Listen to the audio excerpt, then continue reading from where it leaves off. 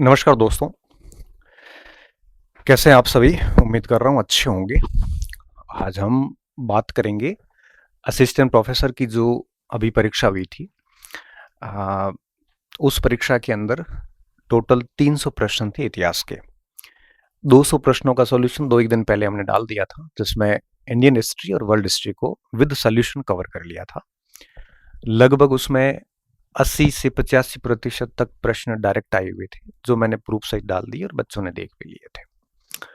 पीछे 100 प्रश्न रहे थे, तो जिसमें से 50 प्रश्न राजस्थान इतिहास के और 50 प्रश्न इतिहास दर्शन के। तो आज हम इस लेक्चर में बात करेंगे 120 प्रश्नों पे, जिसमें 70 प्रश्न तो है राजस्थान के, 20 थर्ड पेपर के अंदर जो जीके में आए थे वो भी हैं, और 50 सेकंड पेपर के हैं।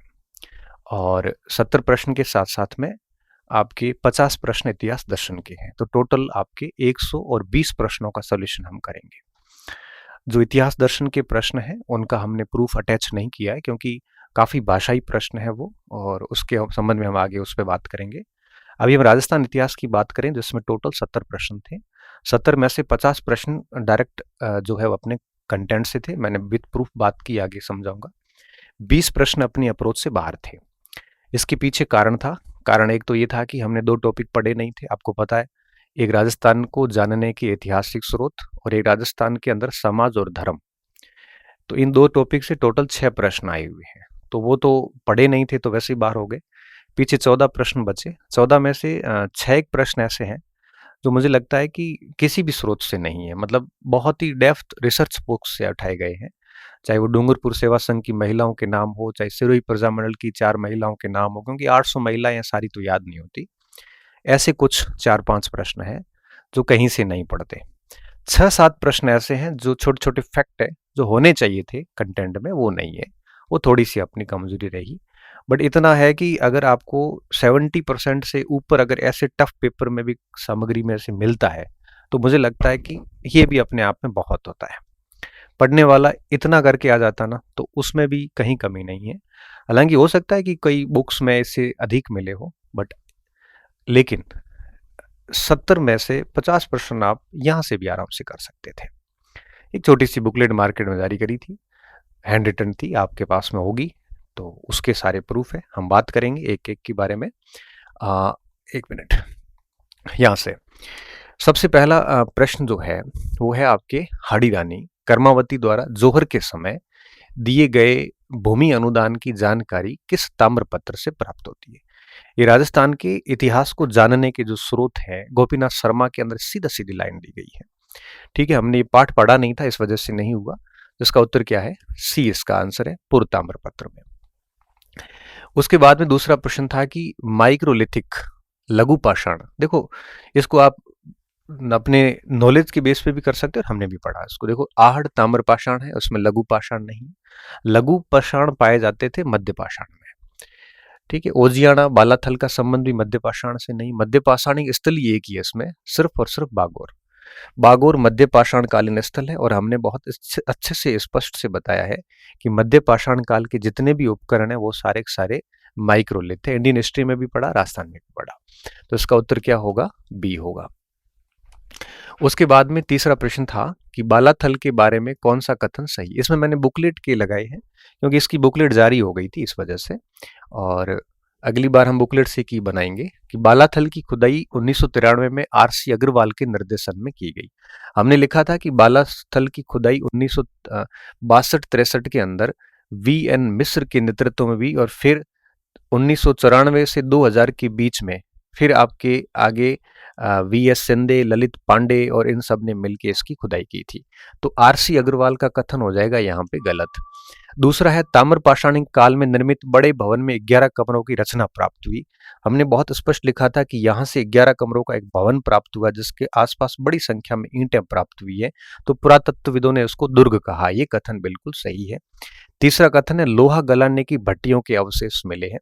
तो हमने यहाँ लिखा है कि लोहा गलाने की 5 भट्टियां इसमें प्राप्त हुई, इसलिए इसको लोह सभ्यता में भी कई बार हम रख लेते हैं। चौथा है, यहाँ से वस्त्र के अवशेष मिले। हमने ये भी लिखा है इसमें, वस्त्रों के अवशेष भी लिखे हैं। इसमें आप अगर उसमें जाके देखोगे मैंने बहुत स्पष्ट तौर पे लिखवाया है बैराठ के अंदर कि बैराठ और बालाथल दोनों से बुने हुए वस्त्र के अवशेष हमें प्राप्त होते हैं। हालांकि कथन एक गलत हो गया, एक गलत हो गया, इसमें शायद लिखने में इनकी गलती हो गई है। तो उत्तर क्या होगा इसका, एक गलत हो गया, 2, 3 और 4। ठीक है, 2, 3 और 4 इसका उत्तर होगा। तो सही कथन है इसमें, ये ऑप्शन लिखने में टाइपिस्ट को गलती हो गई है। 2, 3 और 4 जो होगा उसका आप कर लेना। ठीक है।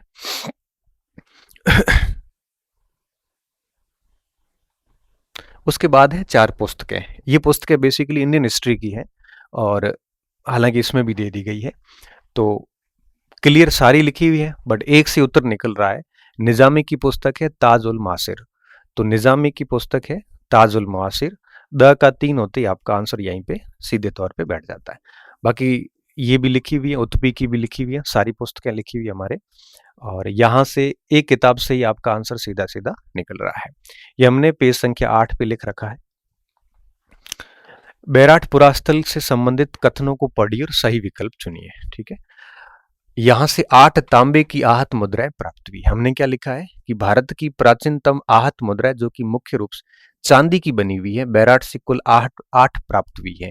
इसने क्या लिखा है, तांबा है किसकी, चांदी की। बहुत स्पष्ट तौर पे हमने इसको यहाँ पे लिखा है, तो ये कथन जो है वो गलत हो गया है।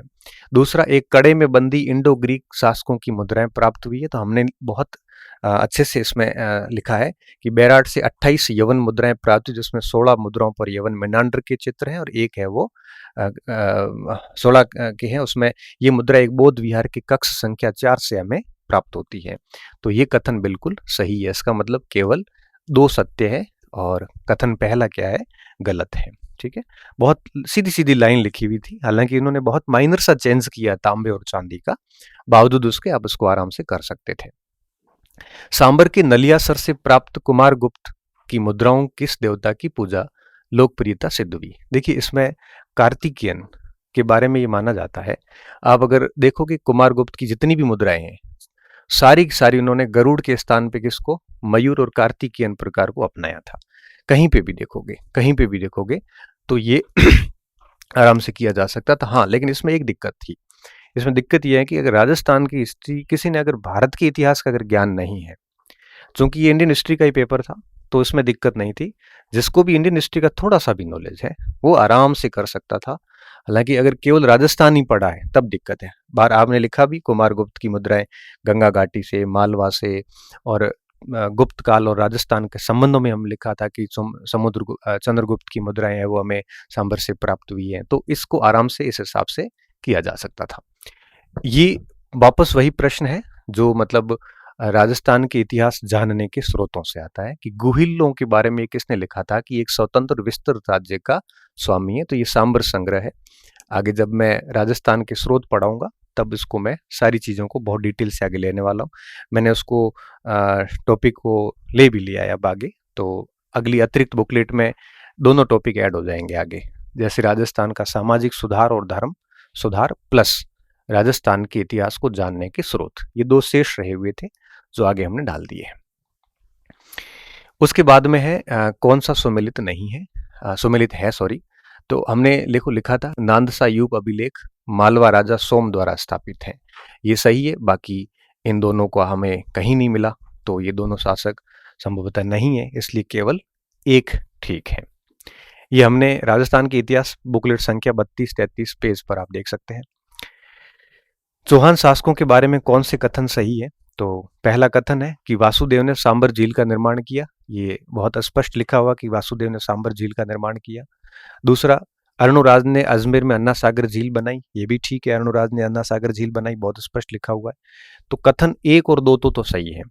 अब इसके बारे में वासुदेव ने साकम्बरी में अपना शासन स्थापित किया, ये पॉइंट भी हमने लिखा है कि वासुदेव ने चौहान वंश की जो है वो आपकी पूरी की पूरी स्थापना की थी, वो बात भी ठीक है, लेकिन सुरजन सिंह की सहायता से की कि नहीं इसके बारे में आइडिया नहीं है। हालांकि इसका उत्तर क्या बैठेगा, माना यह जाता है कि भाई ये तीनों सही कथन है।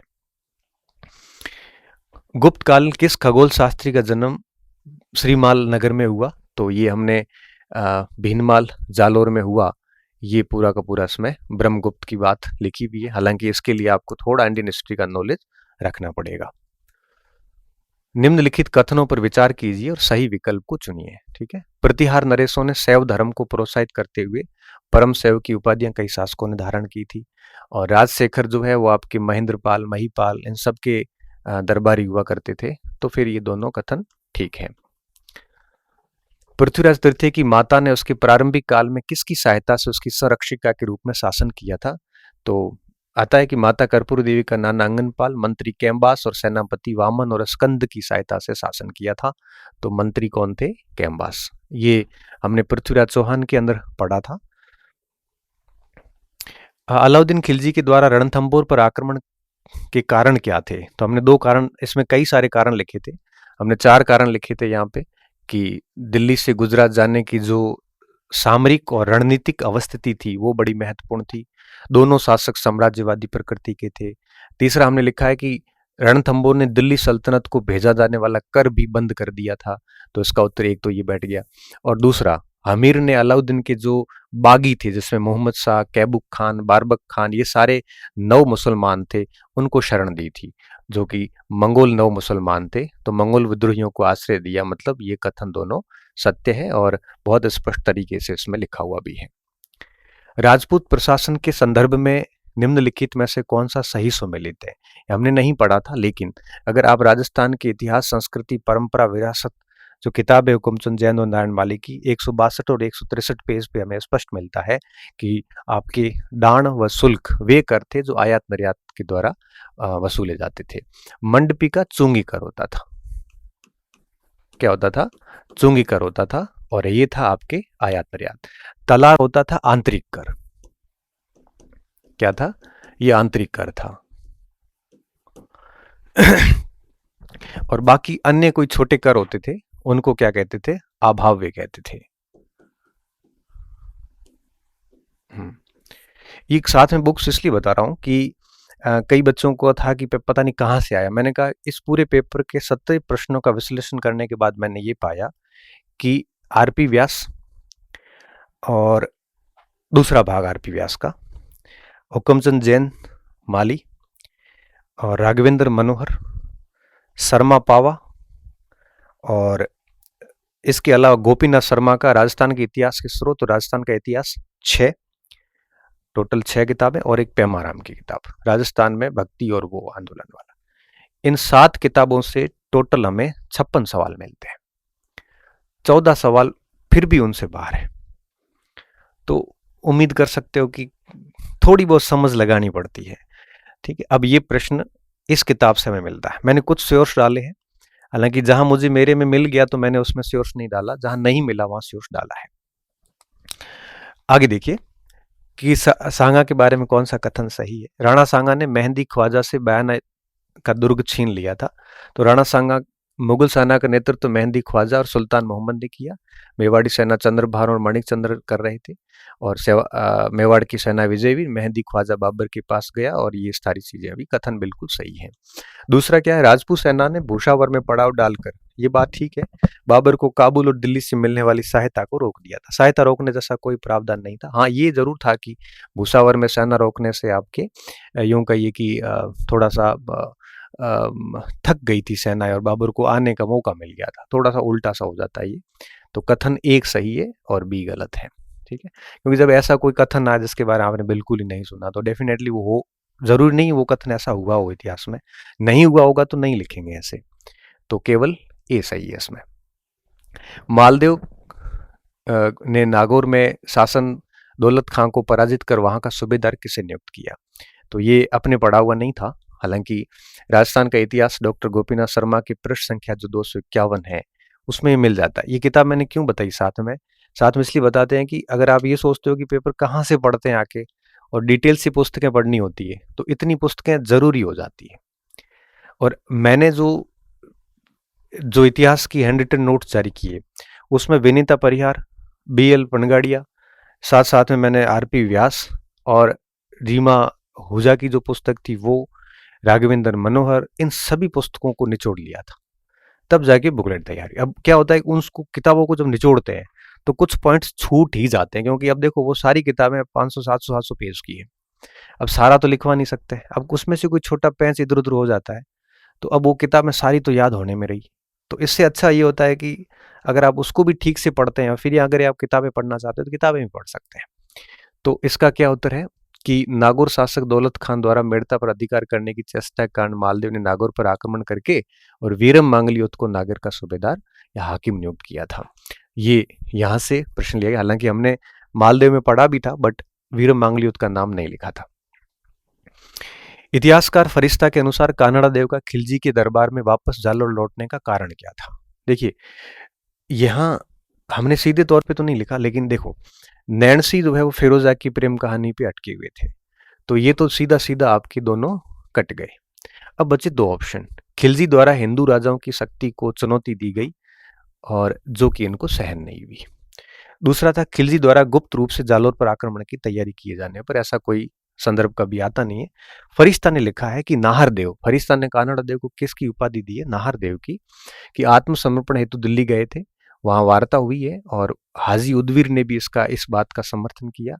और फिर क्या होता है, उसके बाद में कन्नड़ा देव के साथ में बिल्कुल उचित व्यवहार नहीं होता है और कन्नड़ा देव है वो बिना अनुमति के वापस जालोर आ जाते हैं और हिंदू राजाओं की शक्ति को चुनौती, इस हिसाब से ये सबसे बेस्ट ऑप्शन है, वो आराम से बैठ जाता है। खुसरो के विद्रोह का दमन करने हेतु लाहौर जाने पर जहांगीर ने राजधानी की सुरक्षा का भार किसको दिया। तो अब देखो इसमें बहुत डिटेल से हमने पढ़ा, फिर भी देखो बादशाह की अनुपस्थिति में राजधानी की सारी जिम्मेदारी 1608 में जहांगीर ने राय सिंह को दी थी। तो इसको आप सीधे सीधे तौर पे कह सकते हो। जसवंत सिंह के बारे में कौन से कथन सही है। जसवंत सिंह को औरंगजेब ने 5000 का मनसब दिया, ये गलत है। जसवंत सिंह ने औरंगजेब को 7000 का मनसब दिया था और साथ में उसको गुजरात की सूबेदारी दी गई थी। तो कथन एक जो है वो आपके गलत हो गया, एक कथन गलत हो गया और सी कथन बिल्कुल सही है। तो तीसरा सही होते आपका उत्तर क्या हो गया, बी और सी।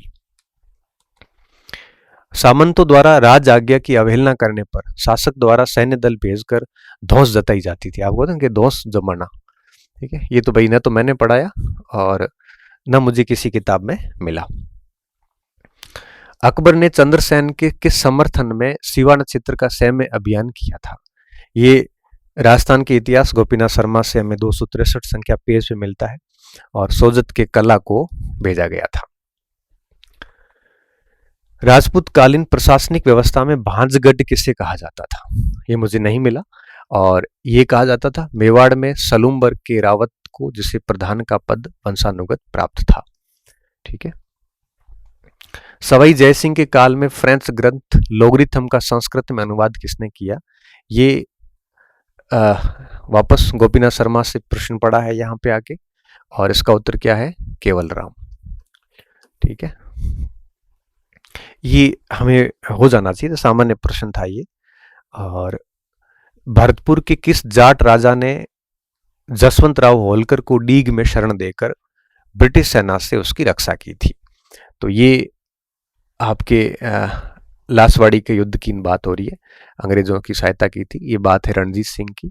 और ये जो प्रांतीय शक्तियां हैं उसमें हमने बहुत बढ़िया से पूरी स्टोरियां बता रखी है। मेवाड़ राज्य के किस क्षेत्र में तलवार बंदाई थी, बहुत सरल प्रश्न था। बिजोलिया में हमने तलवार बंदाई को बहुत बढ़िया से समझा था। तलवार बंदाई पे पूरी कहानी हुई थी, पृथ्वी सिंह की नियुक्ति, पृथ्वी सिंह ने वहां पे तलवार बंदाई लागू की। राजपुताना एजेंसी के संबंध में कौन सा कथन सत्य है।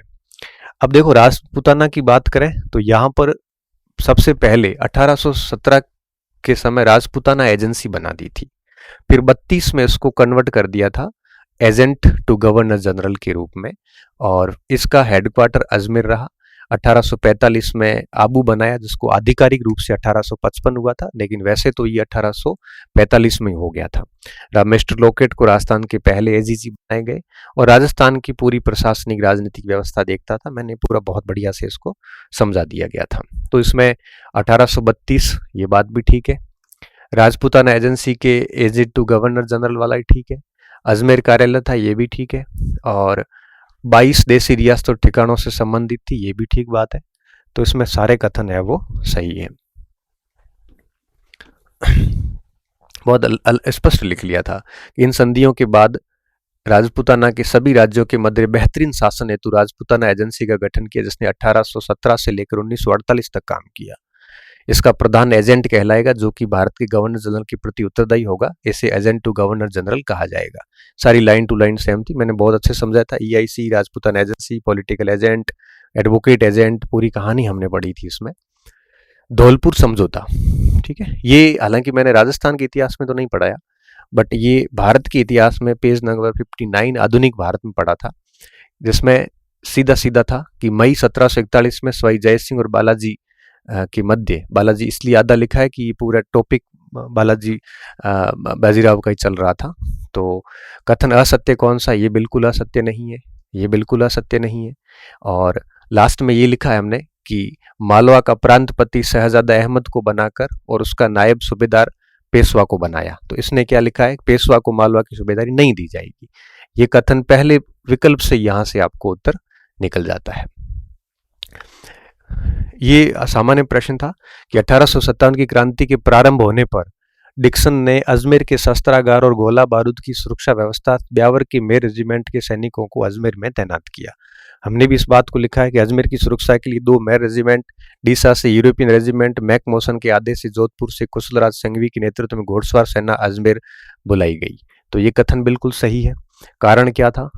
कारण ये था कि कारतूसों पर लगी गाय और सुअर की चर्बी जो ऊपर हमने लिखी है कि वो धार्मिक उन्माद जो उत्पन्न हुआ था वो इन सैनिकों के ऊपर नहीं था। तो ये सैनिक काफी विश्वसनीय थे। तो ये कथन और कारण दोनों सही है और स्पष्टीकरण भी सही है, ठीक है, और बस दोनों सही और स्पष्टीकरण भी सही है। ये है कौन सा कथन सत्य है?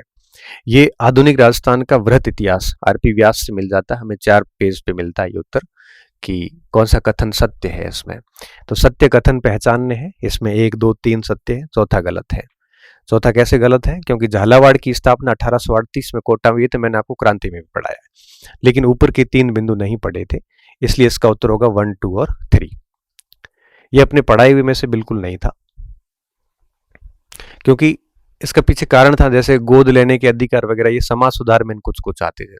तो समाज सुधार हमने जो है वो आपके पढ़ा भी नहीं था, तो संभव नहीं था ये। अब जैसे ये वही समाज और धर्म सुधार से टॉपिक आता है कि अपनी गया यात्रा में सामंतों को कन्यावध न करने के लिए शपथ दी थी। ये वही हुकुमचंद जैन नारायण माली से प्रश्न बना है और इसका उत्तर है बीकानेर के शासक रतन सिंह। किस राजनीतिक संगठन को 15 अगस्त 1924 में जोधपुर राज्य की पशु निर्यात नीति को रद्द करने में सफलता प्राप्त हुई? ये प्रश्न विवादित है, क्योंकि मारवाड़ हितकारिणी सभा और मारवाड़ सेवा संघ दोनों के प्रयासों से 1923 में जयनारायण व्यास ने आंदोलन शुरू किया था और 1924 में इस पर प्रतिबंध लगा था, और दोनों ही ऑप्शन जो है वो आपके विकल्प में है, तो इसको हम विवादित कहेंगे। और अगर आप देखोगे तो राजस्थान इतिहास संस्कृति की किताब जो है हुकुमचंद जैन की, वो तो ये मानती है कि मारवाड़ हितकारिणी सभा और मारवाड़ सेवा संघ ने मादा पशुओं की निकासी पर लगे प्रतिबंध हटा लेने के कारण ये हुआ था। पेज नंबर 268 पे ये आपको मिल जाता है। और अगर आप केवल RP व्यास को देखोगे तो RP व्यास ने क्या माना है? केवल मारवाड़ हितकारिणी सभा। इसलिए एक बार RPSC B करेगी। अगर आपका ठीक नहीं बैठ रहा है तो आप राजस्थान इतिहास संस्कृति परंपरा विरासत से 268 नंबर पेज से आप इसको विवाद में डाल सकते हैं, इसके ऊपर आप लगा सकते हैं, आपत्ति लगा सकते हैं। ये प्रश्न मुझे नहीं मिला किताब में उन दोनों में से, तो इसका उत्तर है हिंडौन कि जयपुर रियासत में किस परगने के आमिल ईसरदास ने टोंक के नवाब की विद्रोही सेना को सहायता प्रदान की थी? देखो अब है सही विकल्प चुनिए। इसमें शोभालाल गुप्ता ने हरिजन सेवा आश्रम की स्थापना की सागवाड़ा में की थी। ये बात बिल्कुल सही है, और शोभालाल गुप्ता ने हरिजन सेवा आश्रम बनाया था। भोगीलाल पंड्या ने हरिजन सेवा समिति की स्थापना की थी। तो इस कथन में कोई गलती नहीं है, हमें सही विकल्प ही चुनना है, ये कथन बिल्कुल सही है। माणिक्यलाल वर्मा और भोगीलाल पंड्या के मध्य भीलों के उत्थान को लेकर महारावल से मिलने को लेकर मतभेद हुए थे, ऐसा कोई मतभेद नहीं था, तो केवल एक सही है इसमें, ठीक है। ये हमें BL पनगाड़िया की पुस्तक में राजस्थान में स्वतंत्रता संग्राम पेज संख्या 108 से मिल जाता है। 1818 में उदयपुर राज्य के भील विद्रोह के क्या कारण थे? ये बहुत अच्छे से लिखवाया था हमने कि भील क्षेत्रों में रखवाली बोड़ाई जैसे कर वसूले जाते थे, उन पे कर्नल टोड ने रोक लगा दी। कर्नल टोड को यहाँ का पूरा प्रशासनिक पीए बना के भेजा गया था। और इसके साथ साथ में अगर आप देखते हो तो यहाँ पर आपके अंग्रेजों ने फिर भीलों के क्षेत्र में इनकी सेना से निष्कासित कर दिया, यहाँ थाने स्थापित कर दिए, जबरदस्ती टैक्स वसूलने शुरू कर दिए। ये सारे कारणों के चलते 1818 में उदयपुर में भील आंदोलन सबसे पहले विद्रोह शुरू हुआ था। हमने 2 चरण बांटे थे, एक 1818 से 1860 के मध्य और दूसरा फिर 1860 के बाद का। तो इसमें ये तीनों ही कथन बिल्कुल सही है। साम्राज्यिक युद्ध सम्मेलन में ये बहुत सिंपल प्रश्न था कि पहले विश्व युद्ध में आपको पता है कि गंगा सिंह ही वहां पे गए थे और वर्साई की संधि पे हस्ताक्षर करने वाले, रिसाला लेके जाने वाले, सारी कहानियां हमने गंगा सिंह में भी लिख रखी है। All India state people Congress, अखिल भारतीय देसी राज्य लोक परिषद का दूसरा सम्मेलन कहाँ पे हुआ? तो हमने 7 सम्मेलन की एक टेबल बना रखी थी। पहला सम्मेलन 1927 बॉम्बे में रामचंद्र राव की अध्यक्षता में हुआ। वहीं दूसरा सम्मेलन 1929 में बॉम्बे में सीवी चिंतामणि की अध्यक्षता में हुआ था। ठीक है। 8 सम्मेलन के बारे में हमने लिखा है इसमें। फतेहकरण चारण और ब्रह्मदेव ने किस किसान आंदोलन में महत्वपूर्ण भूमिका निभाई थी? तो ये बिजोलिया की बात है। और साधु सीताराम दास, फतेहकरण चारण, ब्रह्मदत्त 3 प्रतिनिधि जनता के राव से मिलने के लिए गए थे। ठीक है, सरल प्रश्न था ये। 1929 में सूर्य राज्य प्रजामंडल में कौन सी महिलाओं ने भाग लिया? देखो 800 महिलाएं थी, सारी याद नहीं रहती, बस ये है कि बेन बेन बेन करके हम चारों सही मान सकते हैं और हमारे पास में कोई विकल्प नहीं है। पिछली किसी परीक्षा में भी सिरोही प्रजामंडल की महिलाओं के बारे में पूछा था और फिर वापस वही, इतनी सारी याद नहीं रहती। मध्यकालीन राजस्थान में हाट बाजारों के व्यवसायियों के स्थानीय अधिकारियों द्वारा तरकारियों पर कौन सा कर लगाया जाता था? ईंच लगाया जाता था। मिला नहीं मुझे कहीं। फरवरी 1937 में किस राज्य के शासक ने जयनारायण व्यास के साथ उदार व्यवहार हेतु जोधपुर के प्रधानमंत्री डोनाल्ड फील्ड को पत्र लिखा था? ये हमने बहुत अच्छे से लिखा है कि महाराजा गंगा सिंह ने डोनाल्ड फील्ड को खत लिखकर व्यास को प्रतिबंधों से मुक्त करने का आग्रह किया था। गंगा सिंह फ्रॉम बीकानेर। जयपुर जोधपुर रियासतों ने कंपनी के साथ संयुक्त रूप से नमक संधि पर हस्ताक्षर कब किए? तो हमने लिखा है कि 1869 में सांबर झील पर एकाधिकार हासिल करने हेतु जयपुर के राजा राम सिंह और जोधपुर के शासक तखत सिंह के सरकार के साथ नमक समझौता किया गया। तो 1869। प्रति बीघा भूमि की उर्वरता को पैदावार के आधार पर राजस्व बीगोड़ी सिस्टम था, लाटा कुंटा जैसा कुछ था नहीं इसमें। तो ये मैंने राजस्व वसूलने की पद्धतियों में भी लिखवाया था, ये आर्थिक व्यवस्था में भी लिखवा रखा है। मत्स्य संघ का उप राज्य प्रमुख किस रियासत के शासक को बनाया गया? यहाँ पे थोड़ा विवाद रहता है। अलवर के शासक तेज सिंह मानते हैं आरपी व्यास और जैन साहब जो मानते हैं वो मानते हैं गणेश पाल को। तो दोनों है इसमें, अलवर भी है और करौली भी है। ठीक है, हालांकि मैंने फिर दोनों करके लिखवाया था कि ये करौली के शासक गणेश पाल और अलवर के शासक तेज सिंह, दोनों में विवाद रहता है, लेकिन आरपीएससी अक्सर आरपी व्यास के उत्तर सही मानती है, तो संभावना इसकी माने। लेकिन अगर आपने ये गलत किया है तो आप राजस्थान का इतिहास संस्कृति हुकमचंद जैन साहब के पृष्ठ संख्या 286 से प्रूफ लगा सकते हैं। ये मील पूछ ली गई है, राजस्थान की अर्थव्यवस्था में कहीं से डाल दी है। महादेव कॉटन मिल 1941 की है, 3 नंबर हो जाएगा। सादुल टेक्सटाइल मिल 1947 की है, 1 सेकेंड, 41 मतलब 2 और ये 3। और फिर मेवाड़ टेक्सटाइल मिल 1938, 2 3 4 ये उत्तर हो जाएगा। और महालक्ष्मी टेक्सटाइल मिल आपकी 1925। देपाक के निर्देशन में किस मंदिर का निर्माण किया गया? तो कुंभा के मंत्री धरणक साहब पोसवाल शिल्पकार देपाक के नेतृत्व में रणकपुर के जैन मंदिर बनाए गए और रणकपुर का एक ही ऑप्शन है इसमें, चतुर्मुख आदिनाथ मंदिर। ठीक है, ये संस्कृति का जो पार्ट है अपने बाबूदान जी फैकल्टी पढ़ाते हैं, तो उन्होंने इतिहास हिस्ट्री पॉइंट में पढ़ा रखा है, इसीलिए मैंने संस्कृति की बुकलेट अभी जारी नहीं करी थी। तो राजवंश और बुक जो कल्चर का पोर्शन उन्होंने पढ़ा रखा है। बाकी अगर आप देखोगे ना, मेरा पढ़ाया हुआ जैसे आधुनिक राजस्थान है, एंशियंट इंडिया राजस्थान है, उनमें से आपको बहुत चंद प्रश्न इधर उधर मिलेंगे। पशु युद्ध अंकित करने वाला दक्ष कौन था? तो सवाई ईश्वरी सिंह के समय चित्रकार लाल चंद ने पशु पक्षियों की लड़ाई से चित्र बनाए थे। तो लाल चंद, ठीक है, बी उत्तर है इसका। लोक नाट्य तमाशा की गौरवशाली परंपरा के मुखिया कौन थे? बंशीधर भट्ट थे, जिन्होंने प्रताप सिंह के समय जयपुर के तमाशा लोक नाट्य का प्रारंभ किया था। आमेर के जगत शिरोमणि मंदिर अलंकरण मंडप का ढांचा किस शैली का है? नॉर्थ इंडिया में मोस्टली सारा का सारा नागर शैली है। ये बहुत कॉमन सेंस का प्रश्न है। द्रविड़ पूरा साउथ इंडिया में है। मुगल शैली राजस्थान में थी नहीं मंदिरों में इतनी, और राजपूत शैली कोई शैली नहीं थी स्पेशली वैसे, क्योंकि राजपूत शैली में वही आपकी पंचायतन शैली, गुर्जर प्रतिहार शैली, ऐसी शैलियां आती थी। राजस्थान के उत्तरी भारत के मोस्टली मंदिर नागर शैली के हैं। तो ये कॉमन सेंस आधारित प्रश्न था। आधुनिक राजस्थानी साहित्यकारों की कुछ पुस्तकें हैं, ये संस्कृति का पार्ट है और बाबूदान जी ने पढ़ाया है। तो देखो क्या है, इसमें जैसे उन्होंने केसर विलास और ये शिवचंद्र भरतिया की कुछ पुस्तकों के नाम लिखे। शिवचंद्र भरतिया हमारे इसमें भी है। तो इन्होंने इसमें 3 पुस्तकों के नाम लिखे, केसर विलास, विश्रांत प्रवास और कनक सुंदर। तो कनक सुंदर यहां से आ जाएगा आपके द का 2। द का 2 आते आपका आंसर निकल जाता है, ठीक है, आगे पीछे पढ़ने की जरूरत नहीं है। फिर भी कृपाराम का ग्रंथ रजिया और सोरठो भी इसमें लिखी हुई है, और भी लग चाहते तो ये भी आराम से निकल सकते हैं। 3-1 ब का 1, ठीक है।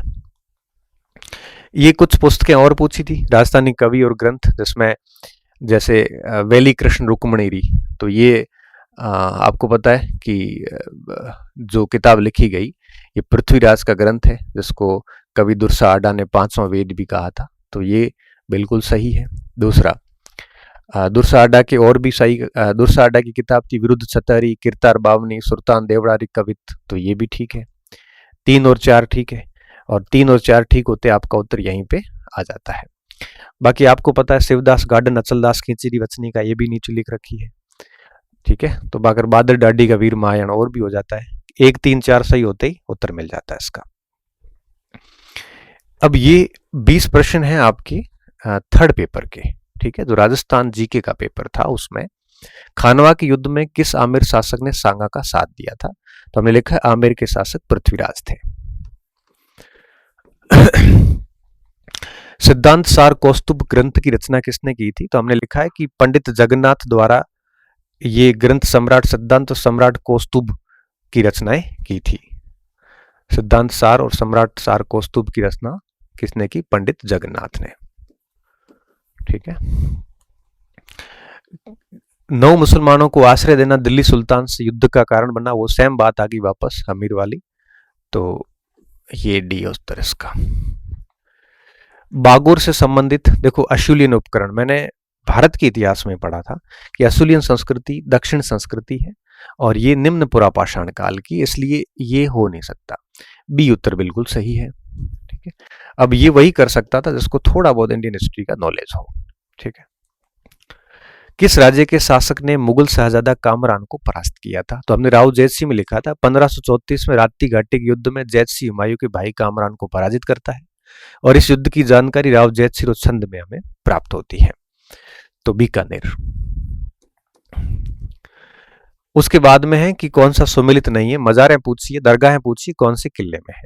मिरन शाह की दरगाह तारागढ़ किले में है। तो यहीं से आपका उत्तर है वो सी गलत हो जाता है, ठीक है। और इसके अलावा आप इधर जाओगे तो मिट्ठे शाह की दरगाह आपके सही जगह पे गागरोन शासक जैत्र सिंह वगैरह लिखा हुआ पड़ा है, और पीर सदरुद्दीन की दरगाह रणथंभौर में लिखी हुई पड़ी है। मतलब आपके ए और बी सही है और सी गलत है। और कौन सा सुमिलित नहीं है? तो केवल सी सुमिलित नहीं है, मतलब उत्तर क्या होगा? बी उत्तर हो जाएगा, तीनों लिखी हुई पड़ी है। क्या हुआ? हाँ, कथनों पे विचार करना है कि 1580 के उत्तरार्ध में अकबर ने राणा प्रताप के विरुद्ध अब्दुल रहीम खान खाना के नेतृत्व में सेना भेजी थी। ये कथन सही है कि नहीं है? बहुत स्पष्ट लिखा था कि अब्दुल रहीम खान खाना के नेतृत्व में कुंभलगढ़ पर आखिरी अभियान भेजा गया। अमर सिंह ने खान खाना को पराजित कर परिवार को कैद किया, लेकिन महाराणा ने इस परिवार को ससम्मान वापस आगरा पहुंचाया था। तो ये कथन बिल्कुल सही है।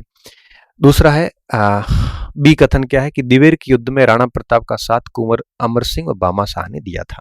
ये बहुत अच्छे से हमने लिखा है कि दिवेर की नाल में छापली के निकट अमर सिंह और बामा शाह के नेतृत्व में मेवाड़ सेना ने मुगल सेना को चारों ओर घेर लिया। 36,000 सैनिकों के साथ काका सुल्तान ने आत्मसमर्पण किया। कथन ये भी सही है, ए और बी कथन दोनों सही है। ये हमारी 214 नंबर पेज पे इस बुकलेट में है। आचार्य मिस्किन दास दादू पंथ की किस शाखा से संत थे? ये संस्कृति का प्रश्न है और इसमें आपको यहाँ पे भी मिल जाता है कि मिस्किन दास आपके गरीब दास जो कि खालसा पंथ के थे उनके शिष्य थे। तो किस शाखा के मिस्किन दास किस शाखा के संत थे? तो इसमें सीधा सीधा उत्तर जाता है खालसा। क्यों?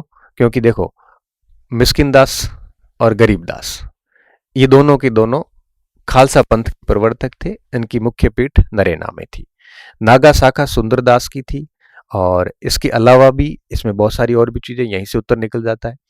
और देखोगे आपको चाहिए तो राजस्थान में भक्ति आंदोलन प्रोफेसर पेमाराम की पुस्तक है 149 पे पूरा ही मिल जाता है।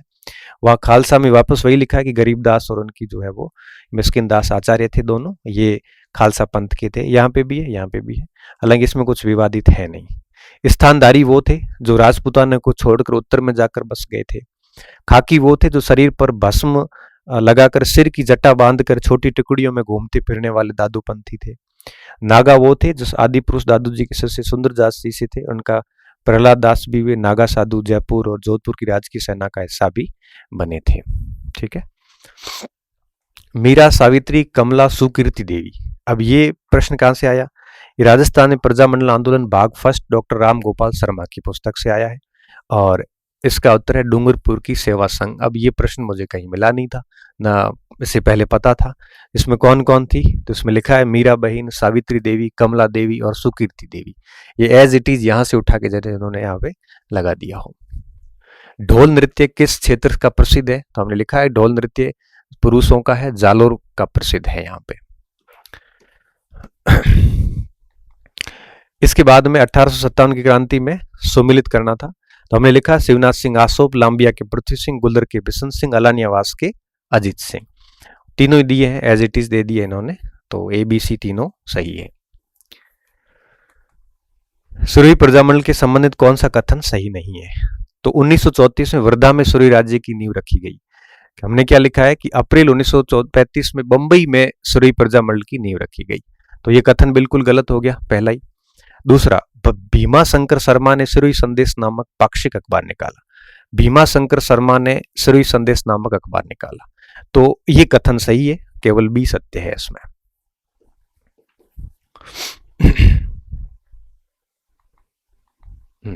18वीं शताब्दी में मीर बख्श द्वारा चित्रित राम, सीता, लक्ष्मण, हनुमान का चित्र राजस्थान चित्रकला की किस उपशैली से संबंधित है? तो हमने लिखा था यहाँ पे उनियारा चित्रशैली में सरदार सिंह के समय चित्रकार मीर बख्श द्वारा राम, सीता, लक्ष्मण, हनुमान के चित्र बनाए जाते थे। तो इसका उत्तर क्या होगा? बी। कौन सी विद्या राजस्थानी गद्य साहित्य से सम्मिलित नहीं है? हमने नहीं पढ़ा था, ये संस्कृति का पार्ट है, गमजम जैन से मिल जाता है। और इसमें लिखा है कि गद्य साहित्य ख्यात, बात, पीढ़ी, पटावली, पीढ़ियावली, वंशावली, हकीकत, वृतांत, कथा, कहानी, ये सब इसके हैं। और छपैया जो होते हैं गीतों के रूप होते हैं। ठीक है। हाँ, उसके बाद है क्रुम वंश यश प्रकाश, ये किताब है कवि गोपाल दास की। ये राजस्थान इतिहास को सुखवीर सिंह गहलोत पुस्तक में हमें मिल जाता है, हो सकता है अन्य पुस्तक में भी हो। क्रुम वंश वंश प्रकाश ये कविया गोपाल दास की है। ठीक है, सीधी सीधी ली इन्होंने, इसके कोष्टक में भी लावारास लिखा हुआ है। निम्नलिखित में से कौन सी रचना प्रसिद्ध लेखक कन्हैयालाल सेठिया द्वारा रचित नहीं है? वन फूल, अग्निवीणा, निर्गंथ, तीनों हमने लिख रखी है। अलेखू हटलर, ये चूड़ावत की, लक्ष्मी बाई चूड़ावत की किताब है। मलयगिरी का संबंध किस हस्तकला से था? तो मलयगिरी भूरे रंग की इस रंगत से, ये हमने नहीं पढ़ा था। ये राम सिंह द्वितीय की अंगरखियों अभी तक सुगंधित है और सिटी पैलेस जयपुर में महाराजा सवाई सिंह द्वारा की जाती थी। तो ये रंगाई की एक प्रकार से यूं कहिए कि शैली है, हस्तकला है। कुंडी वाद्य यंत्र ये हुकमचंद जैन से लिया 397 से, और कुंडी वाद्य यंत्र ताल वाद्य यंत्र था। कौन सा? ताल वाद्य यंत्र ए। ये टोटल था इसमें, और ये हमारा प्रदर्शन था 48-50 प्रश्न का, किया जा सकता था। और बाकी अगर आगे की परीक्षाओं के लिए मैं सुझाव दूं तो राजस्थान इतिहास के लिए अपनी इतिहास की बुकलेट आई हुई, संस्कृति आई हुई नहीं है। मुझे लगता है साथ में आपको राजस्थान इतिहास संस्कृति जो किताब आती है हुकमचंद जैन और नारायण माली की, वो पढ़ लेनी चाहिए आपको। इससे क्या होगा कि कुछ छूटी हुए छोटे छोटे तथ्य भी कवर हो जाते हैं। ठीक है, तो मेरे हिसाब से काफ़ी ठीक था। मैं अब राजस्थान हिस्ट्री को वैसे पूरा वापस रिकॉर्ड करने वाला भी हूँ, और बुकलेट को काफ़ी अपडेट करके डाला था। मेरी तरफ से जितना मैं कर सकता था मैंने बेस्ट दिया है। मुझे लगता है कि नोट्स की कैटेगरी में और किताबें गाइड्स की कैटेगरी में इससे अधिक प्रश्न मुझे नहीं लगता कहीं मिले होंगे, और बुक्स में हो सकता है कि इससे अधिक आए हो, क्योंकि उसकी सीमा भी अधिक होती है। बुक्स में लिखा हुआ भी बहुत होता है, तो वहाँ आ सकता है। लेकिन मुझे यूँ लगता है कि हमने याद कितना किया ये ज़्यादा महत्वपूर्ण है। इस पेपर के अंदर 60% जहाँ कट ऑफ रहनी हो, वहाँ 40-42 सवाल भी 70 में से काफ़ी अच्छा स्कोर माना जाता है। ठीक है, अब हम आगे बात करेंगे इतिहास दर्शन की।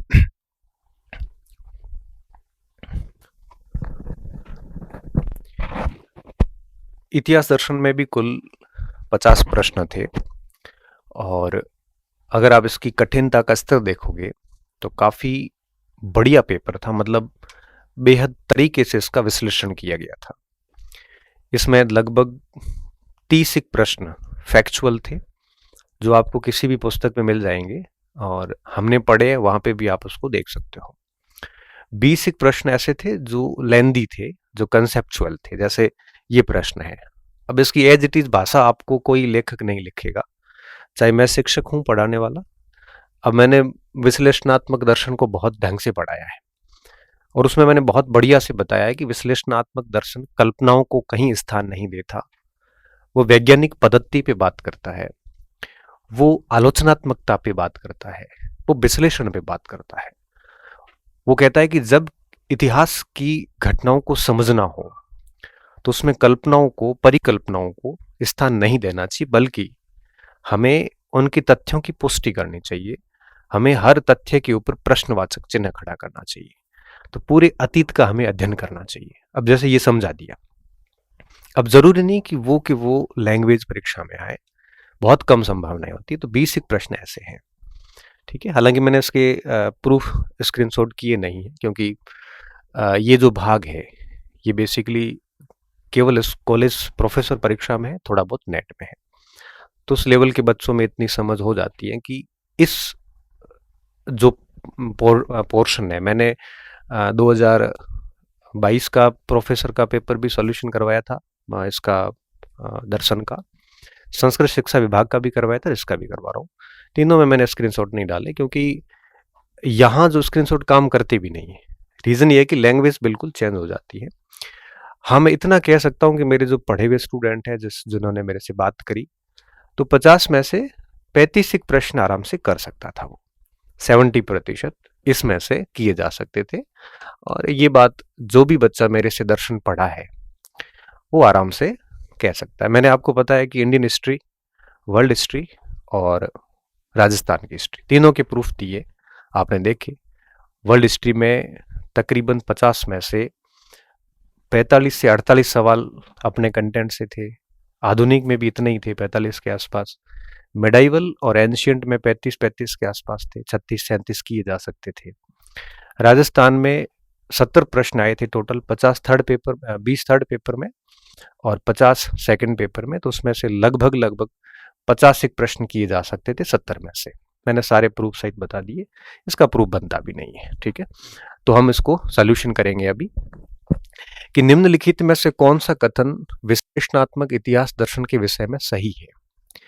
इसमें से एक सही है, बाकी सारा का सारा गलत है।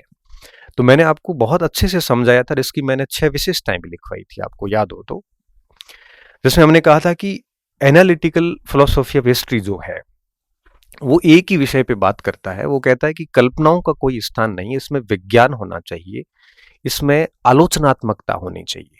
यहाँ पे आलोचनात्मकता का तात्पर्य होता है कि हर प्रश्न पर, हर तथ्य पर प्रश्नवाचक चिन्ह लगाना, उस पे हूबहू भरोसा नहीं करना बल्कि उसकी पुष्टि करना, ये आलोचनात्मकता होती है। इसे विश्लेषणात्मक दर्शन कहते हैं। अब देखिए पहला कथन क्या कह रहा है।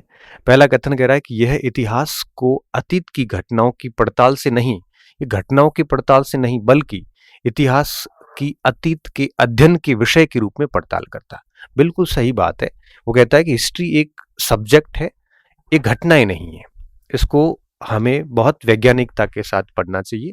मतलब ये कथन भी विषय में सही है। दूसरा क्या है, इस विषय की संस्कृति से संबंधित है। ये नेचर ऑफ डिसिप्लिन की बात कर रहा है। और नेचर ये कैसा बताता है, वैज्ञानिक नेचर बताता है। रैंकियन क्रांति के बाद जो बर्लिन की क्रांति हुई उसके बाद ज्यादा फेमस होता है। ये वस्तुनिष्ठता की समस्या से संबंधित है।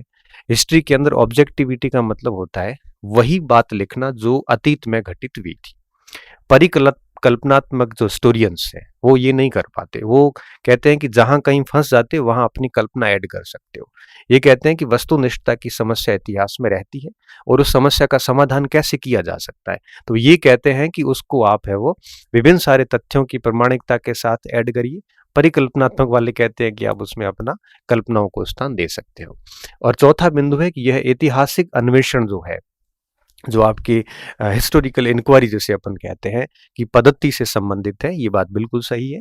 तो अन्वेषण कैसे किया जाए, तो ये कहता है कि इसमें आलोचनात्मकता लाई जाए, इसमें वैज्ञानिकता लाई जाए, इसमें आपके तथ्यों को प्रमाणित किया जाए। और परिकल्पनात्मक अन्वेषण कैसे करता है, परिकल्पनात्मक सीधे तौर पे कहता है कि आप उसमें कल्पनाओं को स्थान दे सकते हो।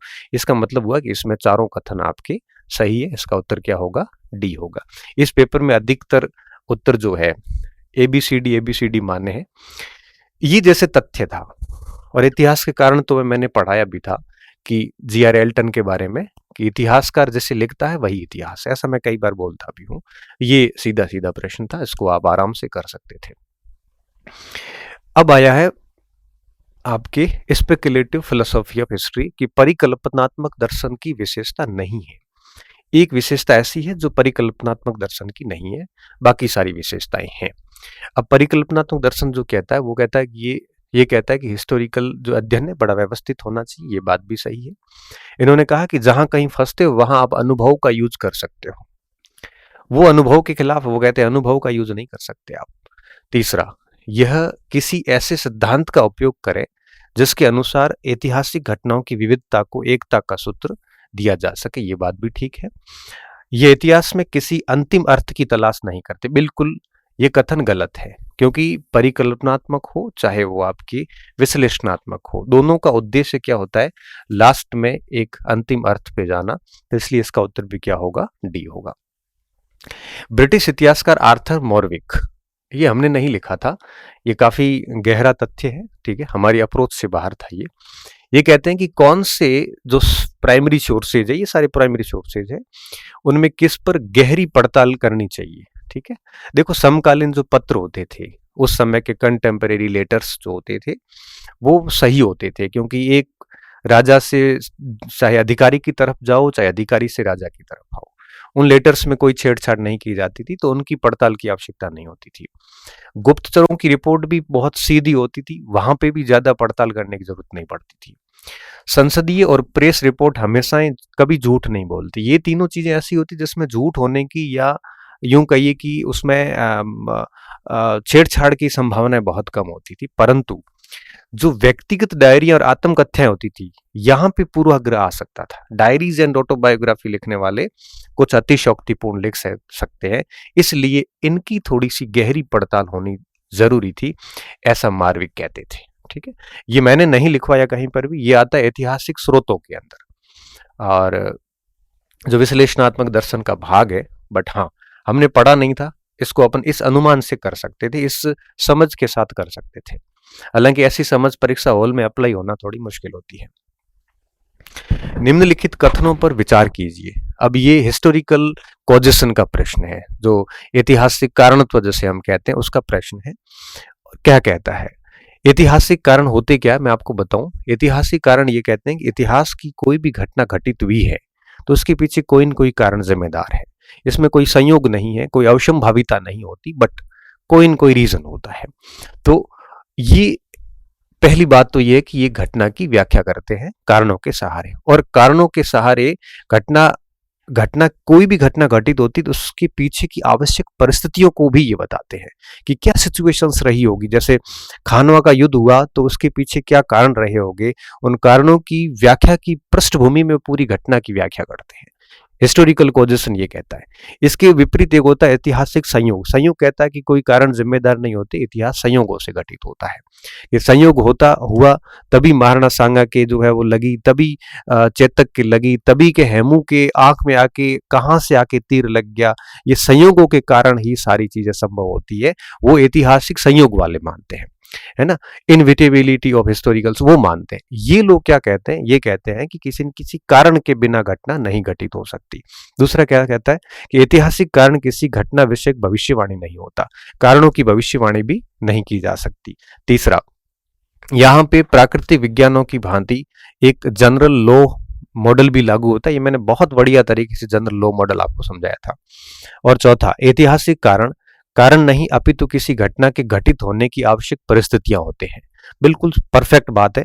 तो इसमें आपके ए बी सी डी चारों कथन एक प्रकार से सही है।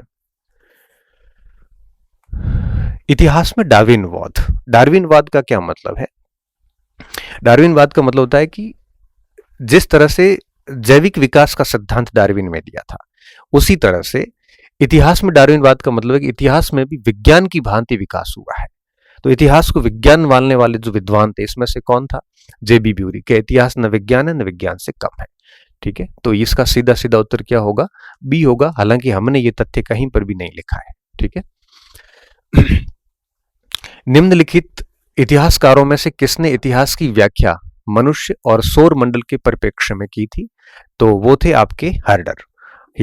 विको, हर्डर, हीगल ये आपके कोर्स में थे और यहाँ पे ये प्रश्न था। हालांकि मैंने इसको नहीं पढ़ाया था इसको, बट हाँ, इसका उत्तर हर्डर है। अभी है डिल्थे, क्रोचर, कॉलिंगवुड। ये जो आपके आदर्शवादी थे, उनका ये प्रश्न है कि डिल्थे का क्या विश्वास था, उससे संबंधित बात करेंगे। डिल्थे का दृढ़ विश्वास था कि ऐतिहासिक, सामाजिक विज्ञान और अन्य विज्ञानों के विपरीत तत्व मीमांसा से मुक्त नहीं हुए हैं। ठीक है, तो डिल्थे कहता है कि विज्ञानों की भांति इनमें अभी भी अन्य विज्ञानों की तरह इसमें क्रमबद्धता नहीं है, अन्य विज्ञानों की तरह इसमें सार्वभौमिकता नहीं है, अभी तक ये इससे मुक्त नहीं हुए। बात थोड़ी ठीक है। काम्टे और मील ने ऐसा करने का प्रयास किया था, लेकिन डिल्थे के अनुसार ऐसा करके उन्हें ऐतिहासिक वास्तविकता को विकृत कर दिया है, क्योंकि काम्टे जो थे ये प्रत्यक्षवादी थे, ये आदर्शवादी थे। तो ये बात भी बिल्कुल सही है। तीसरा है, डिल्थे अनुभववादियों और प्रत्यक्षवादियों से सहमत थे कि सभी विज्ञान अनुभव पर आधारित है, लेकिन उन्होंने इस बात पर जोर दिया कि अनुभव केवल एक निष्क्रिय अवस्था नहीं है जिसमें चेतन मन ऐन्द्रिक प्रत्यक्ष द्वारा तथ्य प्राप्त करता है। तो ये बात भी ठीक है। चौथा है कि डिल्थे के लिए सामाजिक ऐतिहासिक विज्ञानों का कार्य चेतना के तथ्यों के विश्लेषण पर आधारित था, क्योंकि इन विज्ञानों को यह ध्यान में रखना चाहिए कि सभी विचार, व्यक्तिगत क्रिया, संस्था जीवित समष्टियों और प्रक्रियाओं का हिस्सा है, उन्हें केवल उनके संदर्भ में ही समझा जा सकता है। तो ये डिल्थे का आदर्शवाद था, और जिसने भी डिल्थे को ठीक से पढ़ा है तो ये आराम से उसको किया जा सकता था। ये क्रोचे का इतिहास दृष्टिकोण है के संबंध में कौन से कथन सही है? क्रोचे इतिहास को कला मानता था। क्या मानता था? कला मानता था, जिसमें एक कथन में कोई गलती नहीं है, तो ये हो जाएगा। दूसरा, उनके लिए कला एक व्यक्तित्व परख अंतर्ज्ञान की दृष्टि है। तीसरा, उनके लिए कला भावना की अभिव्यक्ति नहीं अपितु एक संज्ञानात्मक और ज्ञानात्मक उपक्रम है। चौथा, विज्ञान का कार्य सामान्य अवधारणाओं का निर्माण करना है और उसके बीच संबंधों को समझना है। तो इसमें चारों उत्तर ए ठीक है, डी ठीक है, तो अपने आप ही उत्तर क्या हो जाता है? A B C D. Collingwood के इतिहास दृष्टिकोण के बारे में निम्नलिखित में से कौन से कथन सही है? आपको याद होगा कॉलिंगवुड, मैंने इतिहास के कारणत्व में कॉलिंगवुड को मैंने बहुत छोटा पढ़ाया है। रीजन ये था कि पूरे दर्शन में हर जगह कॉलिंगवुड पहले से आया हुआ था, इस वजह से उसको थोड़ा लिमिट किया था। तो ये ए पे डेफिनेटली बात करते हैं, और उनके कहते हैं कि प्राकृतिक घटनाओं के बाह्य और आंतरिक के बीच कोई अंतर नहीं होता, क्योंकि प्राकृतिक घटनाएं केवल घटनाएं, किसी कर्ता के कार्य नहीं होते। बी भी सही है। और फिर जब एक इतिहासकार जान लेता है कि क्या हुआ, तो वह जान जाता है कि ऐसा क्यों हुआ। ये बिल्कुल सही है, क्योंकि कारणत्व पे कॉलिंगवुड बहुत विश्वास करते हैं। कॉलिंगवुड उन क्रियाओं को इतिहासकार की विषय वस्तु में शामिल नहीं करते जो मनुष्य के पशु स्वभाव, भूख, आवेगों से उत्पन्न होती है, कि इसके चलते कोई भी ऐसी घटना हो जाती है तो हम उसको हिस्टोरी में शामिल नहीं करते। इसमें भी आपके ये कथन ठीक बैठ रहा है। ये जब कॉलिंगवुड दो विचारों की कमजोरियों की ओर इशारा करते हुए कह रहे थे, ये कह रहे हैं कि एक ने बहुत अधिक राजनीतिक पहलू पे बात कर दी और एक ने बहुत अधिक आर्थिक पहलू पे बात कर दी। ये दोनों अतियां खराब थी। ठीक है, ये बात कॉलिंगवुड ने किसके लिए कही थी? हीगल और मार्क्स के लिए। हीगल अति राजनीतिक हो गए थे, मार्क्स अति आर्थिक हो गए थे। Historical materialism and the economics of Karl Marx, ये पुस्तक क्रोचे की है। ठीक है, और हमने इस पुस्तक को अपने कंटेंट में नहीं लिख पाए थे, ना मेरे पढ़ी हुई थी, मैंने तो खुद ने गूगल में देख के इसका उत्तर निकाला है। काम्टे के दृष्टिकोण को सही रूप से कौन सा प्रस्तुत नहीं करता?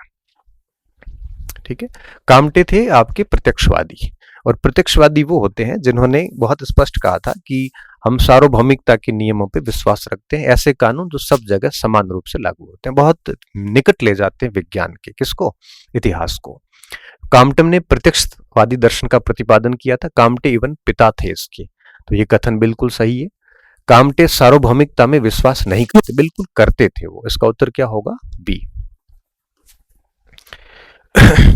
तो उनकी मान्यता थी कि सार्वभौम, ये बात सही है, और समाज 3 चरणों में गुजरता है, ये बात भी सही है। इसका तो अपन सीधा सीधा उत्तर निकाल सकते थे, ये मैंने काम्टे में बता रखा है आपको। किसने तर्क का चातुर्य? मैंने आपको हीगल में पढ़ाया है कि मानव बुद्धि चातुर्य व्यक्ति होता है, ये आपको हीगल में मैंने बहुत अच्छी तरीके से बताया था। तो इसमें उत्तर क्या होगा? हीगल। कौन सी पुस्तक मिशेल फूको की नहीं है? इसको मैंने आपको पढ़ा रखा था, इसमें मैंने कहा भी था कि स्पीच एंड फिनोमेना डेरिंडा की पुस्तक है। ठीक है, उत्तर आधुनिकता में जाके आप देखोगे तो आपको ये उत्तर आराम से मिल जाएगा। विको में बहुत बढ़िया तरीके से दोनों बता रखे थे कि पुरातन वस्तु, विको ने कहा था कि इतिहासकार 3 गलतियां करता है, जिसमें उन्होंने बहुत स्पष्ट कहा था कि अपने अतीत के बारे में बहुत अधिक गौरवान्वित करके लिखना, शानदार राय देना, ये विको ने कहा था कि इतिहासकार इसकी गलती अक्सर करता है। और दूसरा, स्रोतों का भ्रम, जो राष्ट्रों की रूढ़ी परंपराएं होती है, ये दोनों की दोनों इतिहासकार गलतियां कर सकता है।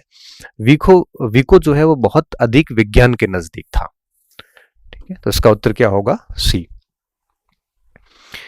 ग्रंथों को सम्मिलित करना था।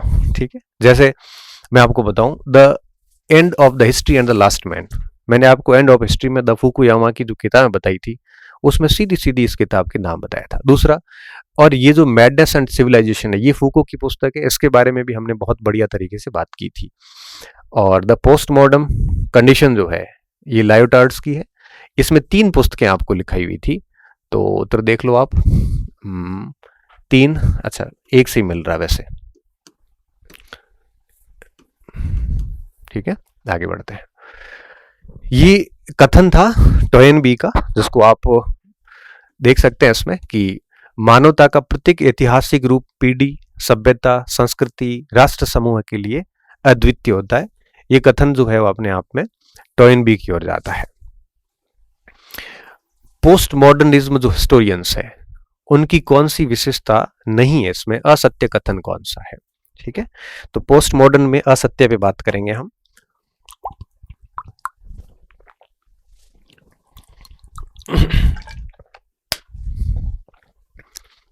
देखो, पोस्ट मॉडर्न के जो भी हिस्टोरियंस हैं, फुकुयामा, सॉरी, मिशेल फूको, डेरिंडा वगैरह, ये सारे इतिहास को खारिज करते हैं।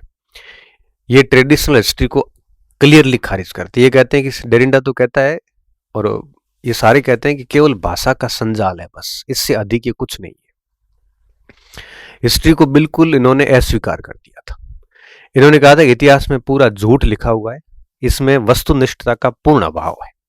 बहुत बढ़िया से मैंने आपको 3 लेक्चर में ये बात पढ़ाई थी। अब ये क्या कहता है? देखो, ये इस धारणा को खारिज करता है कि इतिहास अतीत को उसी रूप में प्रस्तुत करता है जैसा वो घटित हुआ है। बिल्कुल ये बात जो है वो सही है, उन्होंने इस धारणा को बिल्कुल खारिज किया था। क्योंकि असत्य ढूंढना, इसलिए हमारा ये उत्तर हो नहीं सकता। ये सही थे। इन्होंने कहा था कि इतिहास को उस रूप में प्रस्तुत किया ही ना जा सकता, इतिहास में वस्तुनिष्ठता बिल्कुल असंभव है, कभी सच आ ही नहीं सकता, मतलब ये भी इसका उत्तर नहीं है। और उन्होंने कहा था कि इतिहास के अंदर सिर्फ और सिर्फ भाषा का जाल है, इसके अलावा इतिहास में कुछ नहीं है। तीसरा विकल्प क्या कहता है? ये वास्तविकता को भाषा मानता है, ये वास्तविकता को भाषा बाह्य मानता है, भाषा से स्वतंत्र। It accept the notion of reality as being out there existing independently of language. ये भाषा से स्वतंत्र नहीं था, ये भाषा का ही संजाल था एक प्रकार से, ठीक है। तो भाषा से स्वतंत्र मानता है। तीसरा ऑप्शन क्या है? ये इतिहास को भाषा पर आधारित रचना प्रक्रिया मानता, जिसके माध्यम से इतिहासकार ऐतिहासिक व्याख्या प्रस्तुत करता है। उत्तर क्या होगा इसका? सीधे सीधे तौर पे बी उत्तर होगा। तो खारिज करता है, ये बात भी सही है, वस्तुनिष्ठता है नहीं, केवल भाषा का संजाल, ऐसे अधिक कुछ भी नहीं है। गलत कथन क्या है? बी है, क्योंकि वो भाषा से स्वतंत्र नहीं मानता इतिहास को। वो कहता है कि इतिहास जो कुछ भी है भाषा के अनुरूप है। टोयनबी ने किसी प्राथमिक सभ्यता नहीं माना। टोयनबी ने मोटी मोटी 29 सभ्यताओं का उल्लेख किया था, उसमें इन्होंने पश्चिम की जो सभ्यता थी उसको उन्होंने प्राथमिक सभ्यता नहीं माना है।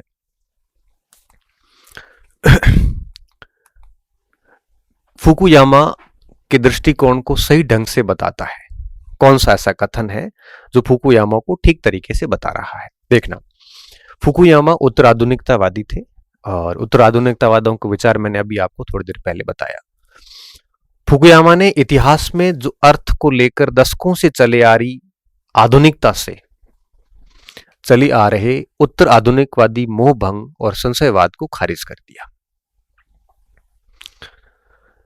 क्या कह रहा है कि Fukuyama rejected decades of post modernism, disattachment and scepticism about an inherent meaning in history. तो जो एक ट्रेडिशनल था, सही ढंग से जो बताता है, वो इसका सीधा सीधा मतलब क्या हुआ कि ये कथन बिल्कुल सही है यहाँ पे। क्यों? क्योंकि उन्होंने आधुनिकता से लेके और उससे पहले का जो भी संशयवाद था उस पूरे को उसने खारिज कर दिया था। तो इसका उत्तर ये सही है। अच्छा, चारों में ढूंढना है। उन्होंने इस बात पर बल दिया कि मानव जाति का सुसंगत और दिशात्मक इतिहास अंततः मानवता के बड़े हिस्से को स्थिर स्थिति की ओर ले जाता है। वो सुसंगत और दिशात्मक इतिहास के ऊपर विश्वास नहीं करते थे। तो बी तो गलत हो गया। तो उत्तर क्या होगा इसका? ए सी डी।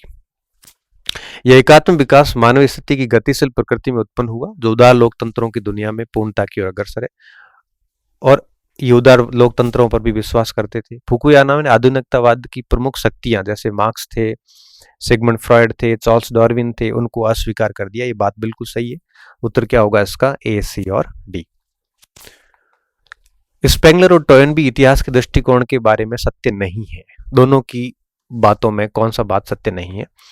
उन्हें इतिहास का रिदम में अग्रसित होता दिखाई देता है। बिल्कुल सही है, चक्रीय सिद्धांत है कि सभ्यताएं विकसित उद्भव होता है, विकसित होती है और धीरे धीरे पतन होती है, नई सभ्यता का उदय होता है।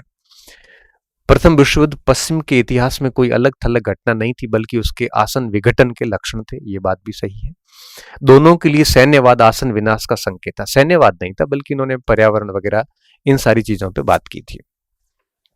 और दोनों सभ्यताओं के पतन की अनिवार्यता, मैंने कहा जो इन्होंने कहा था कि सभ्यताएं उभरती हैं, विकसित होती है और पतन हो जाता है। और पतन के कारण क्या होते हैं? राजाओं की महत्वाकांक्षाएं जैसी कई सारी चीजें दी थी, केवल साम्यवाद नहीं दिया था। तो ये पॉइंट है वो सी बैठेगा। निम्नलिखित में से किस इतिहासकार ने चैतन्य महाप्रभु की यात्राओं और उनकी शिक्षाओं के बारे में किसने सबसे पहले लिखा था? जदुनाथ सरकार ने लिखा था। निम्नलिखित में से किसने, ये राष्ट्रवादी इतिहासकारों में है, शायद मैंने लिखवाया है। निम्नलिखित में से किसे प्राचीनतम ऐतिहासिक साहित्यिक सामग्री माना जाता है? गाथाओं को माना जाता है, नारासांसी को माना जाता है। ठीक है। पुराणों पे, चरित्र ग्रंथ पे विश्वास नहीं, राजतरंगी ने बहुत बात की है।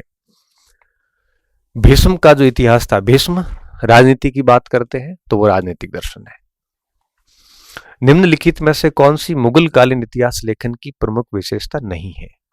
देखो, मुगल काल जितना भी लिखा है वस्तुनिष्ठता तो नहीं, इसमें बायसनेस पूरा है। सब्जेक्टिव हिस्ट्री लिखी है, धर्म आधारित इतिहास है और व्यक्तिवादी भी है इसमें। तो इसमें देखो, दरबारों पर दरबार केंद्रित इतिहास है, ये बिल्कुल सही बात है। दरबारों में लिखा गया, चाहे अबुल फजल ने लिखा हो, चाहे वो आपके इसामी ने लिखा हो, इसामी तो पहले चला गया, फजल का हो, चाहे आपके दरबार में रह के आलमगीर नामा, खफी खान वगैरह हो, सारे सारे दरबारी थे। इतिहासकार जितने भी थे एलिट क्लास के थे, गरीब इतिहासकार नहीं थे। और वस्तुपरकता, ऑब्जेक्टिविटी नहीं थी, बल्कि सब्जेक्टिविटी थी। तो स्पेशल एम्फेसिस ऑन सब्जेक्टिविटी सही है, ऑब्जेक्टिविटी गलत है। ऑब्जेक्टिविटी पे उन्होंने इतना काम नहीं किया था। इतिहास मानवीय क्रियाकलापों का ऐसा चित्रण है जो मनुष्य के समक्ष प्रकट होता तथा जीवन यात्रा में उसके कदमों को दिशा प्रदान करता है। और बर्नी बहुत स्पष्ट लिखता है, मैंने इसमें लिखा भी है कि इतिहास व्यक्ति को क्यों पढ़ना चाहिए। उसके उद्देश्य में बर्नी ने यही बात लिखी थी कि व्यक्ति को अगर विकास करना है तो ये इतिहास पढ़ना पड़ेगा। प्राचीन भारतीय इतिहास की जो ओरिएंटलिस्ट रिकवरी थियरी है वो क्या कहती है? वो विश्व के समक्ष भारत का प्रकटीकरण करती है, revelation of the India to the world, पूरी दुनिया के सामने भारतीय संस्कृति को रिवील करने का काम करती है। ये बात बिल्कुल सही है। दूसरा है कि ऐतिहासिक अनुसंधान जो है, आप कह सकते हो हिस्टोरिकल रिसर्च एंड आपके रिकंस्ट्रक्शन पद्धतियों का भारत में आरंभ हुआ, ये बात भी सही है। तो इसका उत्तर क्या होगा? सी। निम्नलिखित में से राजवंशों का जो इतिहास है वो सबसे पहले सीमा चियान ने लिखा चीन के अंदर। ये मैंने बहुत अच्छे से चीन के इतिहास में सीमा चियान के बारे में लिखा। सीमा चियान का प्रश्न पहले भी आया हुआ, ये आया था फर्स्ट ग्रेड में जब धर्म और सभ्यताएं कोर्स में हुआ करती थी। निम्नलिखित में से कौन सा युग्म सुमेलित नहीं है? आरसी दत्त ने इकोनॉमिक हिस्ट्री ऑफ इंडिया लिखा था, पॉलिटिकल नहीं था। Dadabhai Naoroji, drain of wealth and Indian nationalism in the turn of the century, ये बात ठीक है। वैसे अरबों का हेरोडोटस किसको कहा जाता है? अरबों का हेरोडोटस कहते हैं अल मसूदी को। मैंने बहुत बढ़िया तरीके से ये पूरा लिखवा रखा है आपको। ईसाई इतिहास लेखन से सेंट सिमो संबंधित नहीं है, बाकी दोनों लिखे हुए थे अपने। स्रोत आलोचना की पद्धति, इसनाद पद्धति के बारे में बहुत बढ़िया से हमने लिखा है इस्लामिक इतिहास स्रोतों में। चीनी इतिहास में हमने बहुत तरीके से लिखा था कि इस समय जो चीनी हिस्टोरियंस थे मोस्टली सारे गवर्नमेंट सर्वेंट होते थे, दरबारों में नियुक्त किए जाते थे, और इसीलिए किए जाते थे कि वो राजा की वेदता को बताए, राजा की वंश परंपराओं के बारे में लिखे, राजा के बारे में बढ़ा चढ़ा के लिखे। चीनी इतिहास का यही उद्देश्य था। तो चीनी इतिहासकार सरकारी अधिकारी होते थे, ये बात बिल्कुल सही है। हमें तो असत्य निकालना है। दूसरा, इतिहास लेखन में साम्राज्य के मामलों को प्रमुखता मिली, साम्राज्य के बारे में बात की जाती थी, ये भी सही बात है। पूर्ववर्ती राजवंशों का इतिहास इस तरह से लिखा जाता था जिससे कि वर्तमान की प्रतिष्ठा बढ़े, ये बात भी ठीक है। लेकिन जो लास्ट बात लिखी है कि कुल या वंश की वेदता कायम करना इतिहासकार का उद्देश्य नहीं था, ये गलत है। क्यों? क्योंकि चीनी लेखन जितना भी था इतिहासकार की वेदता को स्थापित करने के लिए ही लिखा जाता था, और एक ही टारगेट होता था कि वंशों का इतिहास लिख के खुद की प्रतिष्ठा को स्थापित करना होता था। और इसलिए गवर्नमेंट के कर्मचारी या रिटायर्ड कर्मचारी नियुक्त किए जाते थे दरबार के अंदर। ये दरबारी लेखन यहीं से स्टार्ट हुआ था। तो 95 का उत्तर क्या होगा? डी। कौन सा कथन की इतिहास की अवधारणा के बारे में सत्य है? रैंकिन हिस्ट्री से संबंधित, रैंके बर्लिन क्रांति से संबंधित है। रैंके की ऐतिहासिक विज्ञान की अवधारणा तथा कथित पर्शियन स्कूल की केंद्रीय अवधारणा थी। पर्शियन स्कूल का नहीं था बल्कि बर्लिन स्कूल का था। हालांकि ये अलग बात है कि बर्लिन जर्मनी में था, जर्मनी प्रसा के अंडर में था, तो आप इसको पर्शियन स्कूल कह सकते हो, बाकी था ये बर्लिन स्कूल। इस हिसाब से ये गलत हो जाता है, बीसीडी सही हो जाता है। 19वीं शताब्दी के उत्तरार्ध में जर्मन ऐतिहासिक पद्धति में रैंके और नेबुर का आपको पता है कि प्रभुत्व रहा था। रैंके बहुत विज्ञानवादी व्यक्ति था। वो कहता था कि साइंस के जरिए ही इतिहास लिखा जाने, बिल्कुल साइंटिफिक तरीकों से, और जो असल में घटित हुआ था वही लिखा। एक्टन ने भी यहीं पे लिखा था कि इतिहास में वही लिखा जाना चाहिए जैसा वास्तव में घटित हुआ था। रैंके की मान्यता थी कि स्रोतों में उतर कर ही अतीत का सच्चा ज्ञान प्राप्त किया जा सकता है। रियल सोर्सेज में जाओगे तभी आप हिस्ट्री की सही बातें बाहर निकाल पाओगे। रैंके के पास इस ज्ञान को प्राप्त करने का कोई स्पष्ट तरीका नहीं था। इसके लिए अंतर ज्ञान पर निर्भर थे। इसके लिए अतीत को वैसा ही प्रकट करना था जैसा वो वास्तव में हुआ था। बीसीडी सही है। ए इस बेस पे गलत है कि पर्शियन की जगह बर्लिन होना चाहिए। हालांकि इन्होंने एक शब्द जो लिखा ना, सो कॉल्ड पर्शियन, तो ये इस हिसाब से यूं हो सकता है कि चूंकि देखो बर्लिन जर्मनी और जर्मनी पर्सा के अंडर में था, तो पर्शियन स्कूल सो कॉल्ड हो सकती है, बाकी रियल में तो ये बर्लिन क्रांति से रिलेटेड थे। तो इस हिसाब से आप बी सी डी या ABCD में कोई एक कर सकते थे, मैं तो होता तो बी करके आता।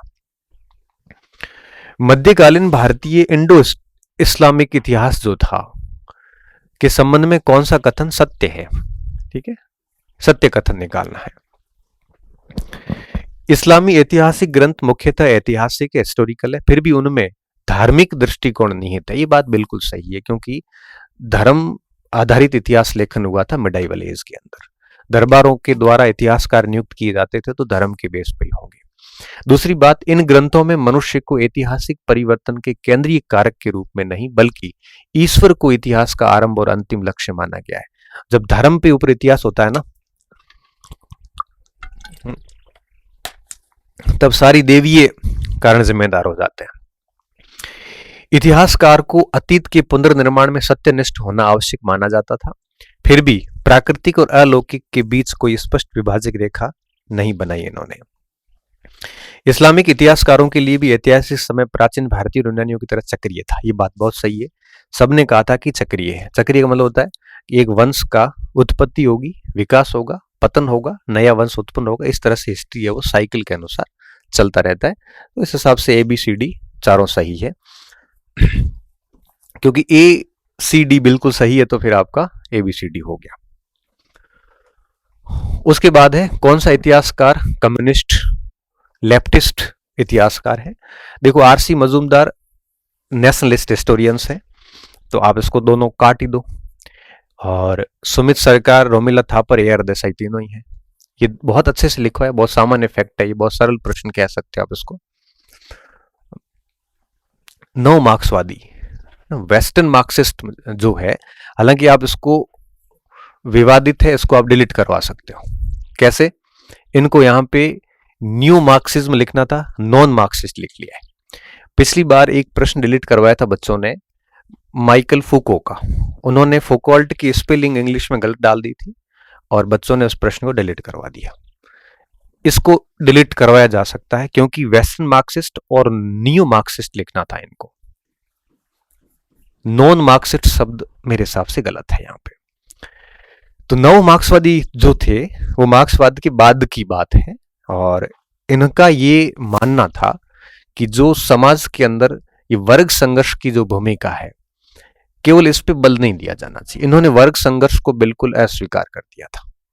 कार्ल मार्क्स तो वर्ग संघर्ष पे ही बात करते हैं, लेकिन नियो मार्क्सिस्ट जो थे उन्होंने वर्ग संघर्ष को स्वीकार नहीं किया था। ये ब्रिटिश जो इतिहासकार थे, मोस्टली वो थे सारे के सारे इसमें, डॉबी के समूह में। तो बी इसमें गलत हो जाएगा। तो उत्तर क्या होगा इसका? A, C और D। ठीक है। तो ये इतिहासकार सामाजिक परिवर्तनों के निर्धारक शक्तियों के रूप में उत्पादन शक्तियों की प्रधानता को स्वीकार करने में हिचकिचाते हैं, और ये वर्ग संघर्ष पर भी बल नहीं देते हैं। ठीक है, तो इसलिए तो ये बल देते हैं, इन्होंने लिखा है बल जबकि नहीं देते, इसलिए भी गलत हो गया। और एशियाई पद्धति को अस्वीकार किया मार्क्सवाद की, ये बिल्कुल सही है। और मॉरिस डॉब के समूह में ये सारे इकट्ठे थे, तो A, B, D और इसका उत्तर हो जाएगा। इतिहास के विषय में रैंकियन जो पूरी फिलोसॉफी थी, फिलोसॉफी ऑफ हिस्ट्री, जैसे अपन बर्लिन क्रांति कहते हैं, इसमें रैंके और नेबूर दो लोग थे, और इनका यही मानना था कि अतीत में जैसा घटित हुआ था हमें वैसा ही लिखना है। ठीक है, इनका ये मानना था कि हिस्ट्री जो है वास्तव में जो हुआ था ना, वही लिखना इतिहास है। और ये पूरे वैज्ञानिक थे, इनका मानना था कि बिल्कुल तथ्यों की जांच पड़ताल और गहराई में डूब के हिस्ट्री निकालिए और वो इतिहास में लिखिए। इसमें कल्पनाओं का कहीं स्थान नहीं था, रांके ने लिखा है। इन इंद्रियों के अनुभवों का कहीं स्थान नहीं था इसमें, बहुत स्पष्ट तरीके से रांके ने बात की थी। ये क्या कहते हैं कि रांके का मानना था कि अतीत को उसकी खुद की शर्तों पर समझा जाना चाहिए, न कि वर्तमान शर्तों पर। ये बात बहुत सही है, क्योंकि गलत निकाला इसलिए इसका उत्तर ये नहीं हो सकता। उन्होंने कहा था कि अतीत को समझना है ना, तो आप अगर 814 ईस्वी का इतिहास लिखने बैठते हो तो 814 में जाके सोचना पड़ेगा। अगर आप 2025 से तुलना करने बैठोगे तो आपको गलत लगेगा। 1952 के नेहरू जी आपको गलत लग सकते हैं अगर आप 2025 की दृष्टि से देखोगे। अगर आप 1952 में जाके देखोगे तो ठीक लगेगा कि हाँ, उन्होंने यूएनओ के अंदर आपके जो स्थायी सदस्य के प्रस्ताव को क्यों खारिज किया था, क्यों कहा था कि भारत उसमें सदस्य नहीं बनेगा, तो उसको उसकी दृष्टि से देखना पड़ता है। रेंके का मानना था कि केवल ऐन्द्रिक अनुभवों के जरिए ही ज्ञान की प्राप्ति होती है। यह कथन बिल्कुल गलत है। रेंके ऐन्द्रिक अनुभवों को कहीं स्थान नहीं देते थे। रेंके कहते थे कि प्राथमिक स्रोतों से ही ज्ञान प्राप्त करना पड़ेगा। और देखते हैं आगे, वह स्रोतों के प्राकृतिक आलोचनात्मक रुख रखते, उन पर आंख मूंद कर भरोसा नहीं करते। हमेशा वो कहते हैं कि आपको किसी भी स्रोत पर पूर्ण भरोसा नहीं करना चाहिए, उसको क्रॉस वेरीफाई करना चाहिए, 4 स्रोतों से वेरीफाई करना चाहिए, तब जाके एग्जैक्टली बाहर आएगा कि वास्तव में क्या हुआ था। अगर आप एक स्रोत पे भरोसा करोगे तो फिर इतिहास के अंदर आपके वो बात नहीं आएगी जैसा वास्तव में घटित हुआ था, क्योंकि एक स्रोत पूरा ग्रहित भी हो सकता है। उन्होंने तथ्यों और व्याख्याओं के बीच भेद नहीं किया। उनका ये मानना था, हालांकि इसको उत्तर भी करार दिया जा सकता है, क्योंकि उन्होंने तथ्यों और व्याख्याओं के बीच भेद, उन्होंने कहा था कि फैक्ट एंड इंटरप्रिटेशन जो होते हैं, देखो फैक्ट क्या होता है, जो हमें सोर्सेज से प्राप्त होता है, और उन फैक्ट के बेस पे हम हमारी व्याख्याएं करते हैं। उनमें अंतर नहीं होना चाहिए, भेद नहीं होना चाहिए, चाहिए का बोध होना चाहिए यहाँ पे, बट यहाँ पे डिड नॉट लिखा है कि different between facts and interpretation. तो थोड़ा सा यहाँ पे मुझे लगता है इन दूसरे और 4 दोनों में मामला कंफ्यूजन में है, लेकिन फिर भी I will go with B, है ना, क्योंकि ऐन्द्रिक अनुभव वाला थोड़ा मामला गलत है। अंग्रेजों ने मध्यकालीन मुस्लिम प्रशासन से क्षति या हानि की विरासत प्राप्त की और अंततः इसमें भारतीय समाज को बचाया। ये अल्फ्रेड लोयल का स्टेटमेंट है। भारतीय औपनिवेशिक इतिहास लेखन विषय कौन से कथन सही है? जो भारत के अंदर कॉलोनियल हिस्ट्री लिखी गई, देखो कॉलोनियल हिस्ट्री जो थी ना, उसके कई रूप थे। उसमें ओरिएंटलिस्ट भी थे, उसमें आपके एंजलिस्ट भी थे, एवेंजलिस्ट भी थे, बहुत सारे थे, प्राच्य वेदन, साम्राज्यवादी जैसे हम कहते हैं, बहुत सारी स्कूल्स थे, इनमें एक रूपता नहीं थी। तो जैसे ओरिएंटलिस्ट थे, वो भारत के अतीत के बारे में थोड़ा ठीक लिखते हैं।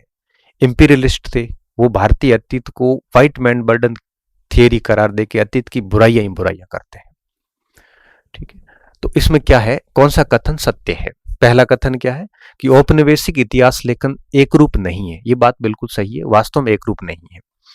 दूसरा, औपनिवेशिक इतिहास लेखन स्वयं में विभिन्न प्रकार की प्रवृत्तियों को समाहित किए हुए है, जो कभी एक दूसरे के विरोध भी करती है। ये बात भी सही है, क्योंकि देखो प्राच्यवादी और साम्राज्यवादी एक दूसरे के विरोध में आ जाते हैं। इनकी 3 प्रवृत्तियां हैं, यही रही, प्राच्यवादी, एंजिलवादी, आंग्लवादी। ये बात भी ठीक है। कभी कभी कुछ इतिहासकारों में ये तीनों प्रवृत्तियां मिली जुली देखने को भी मिल जाती है। तो मतलब चारों सही है इसके।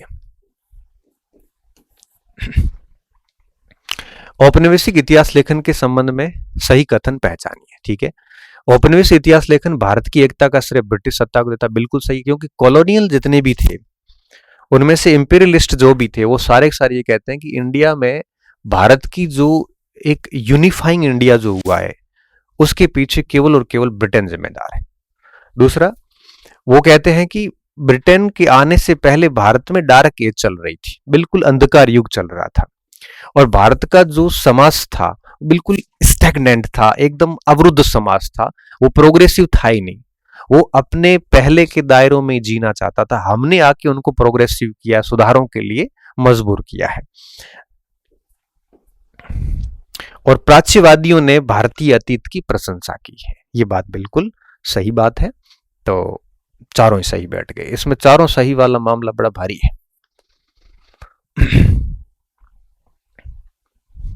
Past is a foreign country, ये लोवेंथॉल की पुस्तक है, ये हमने नहीं पढ़ी।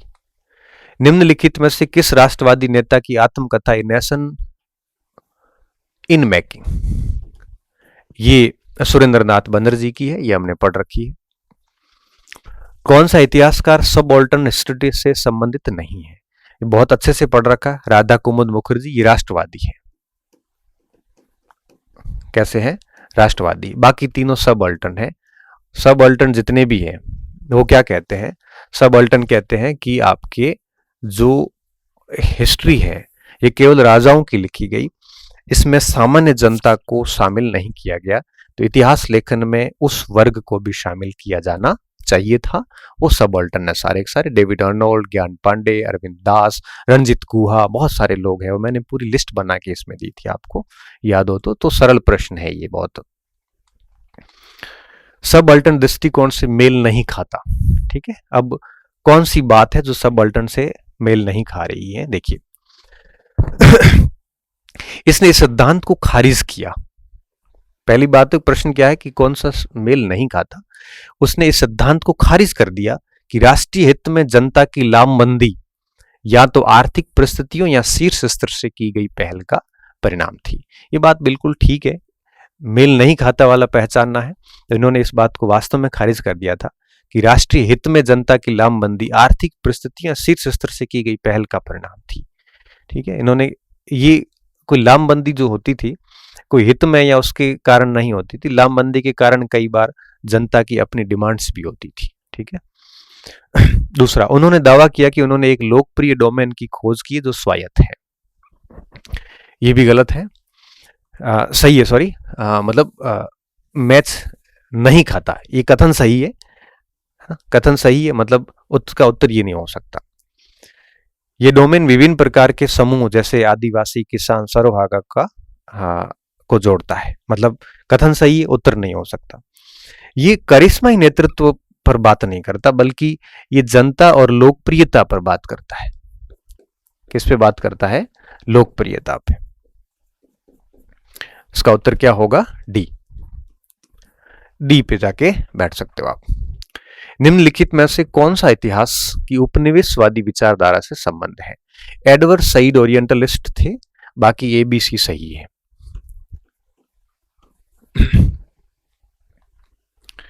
उत्तर आधुनिकतावाद ने पारंपरिक इतिहास लेखन को काल बाधित कर दिया, रोक सा दिया था।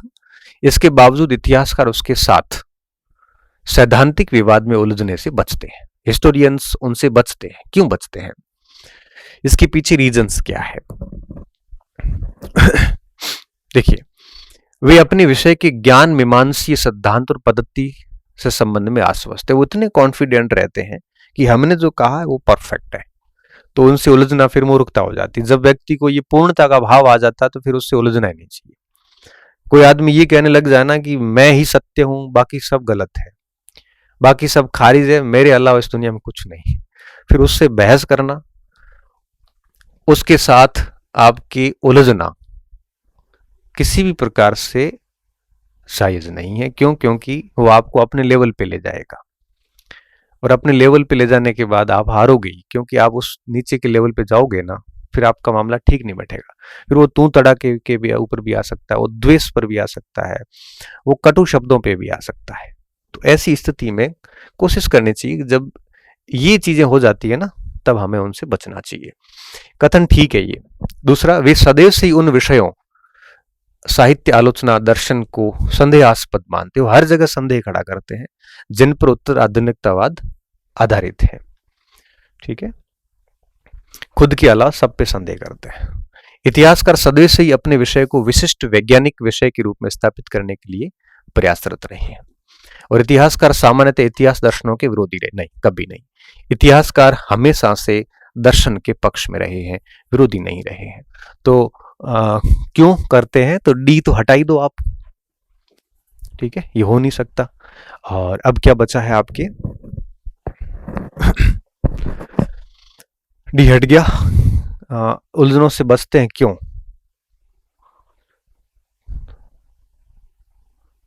ए बी सी। ठीक है, अच्छा, इसमें से हमें ये छांटना है कि बचते क्यों हैं। इतिहासकार सदैव से अपने विषय को विशिष्ट वैज्ञानिक विषय के रूप में स्थापित करने के लिए प्रयासरत रहे। बात ठीक है, ए बी सी तीनों ही हो जाएंगे। फिर निम्नलिखित में से कौन सा कथन उत्तर आधुनिक इतिहास लेखन के विषय में असत्य है? ऐतिहासिक सत्य मिथक है। बिल्कुल सही बात, उन्होंने ऐतिहासिक सत्य को बिल्कुल मिथक बताया था। दूसरा, उन्होंने वस्तुनिष्ठ इतिहास संभव नहीं है, ये बात भी बताई थी, मतलब ये दोनों उत्तर नहीं हो सकते। वह इतिहास को एक अर्थपूर्ण पाठ मानते हैं। It views history as a meaningful text. चौथा क्या कहता है, इस धारणा को अस्वीकार करता है कि सभी ऐतिहासिक आख्यान अंततः सिद्धांत बन जाए। ये स्वीकार करता है, इसको अस्वीकार नहीं करता है।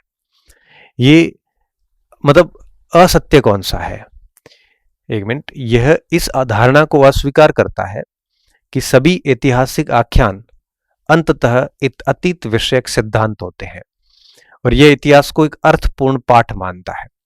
अर्थपूर्ण पाठ तो ये मानता ही है, ठीक है। एक सेकंड, इसमें अपन ये नहीं कर सकते। It does not accept the view that all historical narratives are just theories about the past। ठीक है, तो ये सी कथन बिल्कुल सही है, और जब सी कथन सही है और हमें छांटना असत्य है, तो ये हो नहीं सकता। अर्थपूर्ण तो क्या ही मानेगा, उसने इतिहास के महत्व को ही खत्म कर दिया था। उनके अनुसार हिस्ट्री पढ़ाया जाना भी मूर्खता है। तो जब अर्थपूर्ण मानते तो डेफिनेटली ऐसा नहीं कहते। भारतीय इतिहास से संबंध कैम्ब्रिज इतिहास लेखन कब अस्तित्व में आया? ये फैक्चुअल प्रश्न है, सरल प्रश्न था, उत्तर होगा बी। ठीक है, तो इस तरह से हमने सभी 300 प्रश्नों का सॉल्यूशन कर लिया है। ये 50 प्रश्नों के हमने प्रूफ नहीं डाले क्योंकि आपने देखा काफी लैंग्वेज बेस्ड है। हाँ, फैक्चुअल मोस्टली सारे अंदर है, समझाई हुई भी है। हाँ, इतना कह सकता हूँ, जो भी बच्चा मेरे से पढ़ा है इतिहास दर्शन, वो आराम से 30 से 35 का स्कोर कर सकता था। किसी की समझ बहुत अच्छी है तो वो इससे अधिक भी कर सकता था। और बाकी 5 जो सेगमेंट थे उसमें वर्ल्ड हिस्ट्री ने सबसे बढ़िया किया, उसके बाद इंडियन हिस्ट्री ने में से आधुनिक ने सबसे अच्छा किया, प्राचीन और मध्य थोड़ा सा इस बार कमजोर रहा है, 70% के आसपास रहा है, मतलब 72% रहा है, जो हर बार बहुत ज्यादा होता है। और राजस्थान का जो है वो आपके लगभग 70-80% के आसपास रहा है। पेपर की कठिनता को देखते हुए आप अगर ओवरऑल ऑब्जर्वेशन करोगे तो 80% के आसपास स्कोर आराम से किया जा सकता था। और इसकी जो कट ऑफ मैं मानता हूँ इस बार 60% भी अच्छी है, क्योंकि जनरल ओबीसी सबको मिला देते हैं तो तकरीबन 31 सीट है, बावजूद उसके 60% के बच्चे आपको सिलेक्शन लेते हुए मिलेंगे। तो मैंने अपने आप को कभी बेस्ट नहीं कहा कि मेरे से ऊपर कोई नहीं है। मैंने अपने आप कभी ऐसा दावा नहीं किया कि मैं ही सब कुछ हूं। किसी भी वीडियो में ऐसा कहीं बोला हुआ तो बता दो, कहीं लिखा हुआ तो बता दो। मैं इतना जरूर कहता हूं कि अगर आप मेरी सामग्री पे भरोसा करते हैं और उसको बहुत अच्छे से पढ़ते हैं, अच्छे से क्लासेस को सुन के समझ लेते हैं, तो मैं इतना विश्वास के साथ आज भी कह रहा हूं कि जितनी भी कट ऑफ रहेगी उससे 15% 20% कट सवाल आपको अपने कंटेंट से मिलेंगे, अगर आप विश्वास के साथ पढ़ते हैं तो। मैं ये बात का दावा हर बार करता हूं, आगे भी करूंगा, लेकिन मैं ये कभी नहीं कहता कि नहीं मैं ही बेस्ट हूं, मेरे अलावा कुछ नहीं है। मैंने ऐसा कभी किसी जगह दावा नहीं किया। बाकी कोई लोग अगर ऐसा कहता हुआ आपको मिलता है तो वो झूठ बोल रहा है कि मैंने ऐसा कोई दावा किया हो कि I am India's best teachers and all. फालतू बात है, मैं कभी नहीं करता। ठीक है, पढ़ोगे तो अच्छा है। मैंने कभी किसी को फोर्स नहीं किया कि आप मेरे नोट्स पढ़िए या कोर्स लीजिए।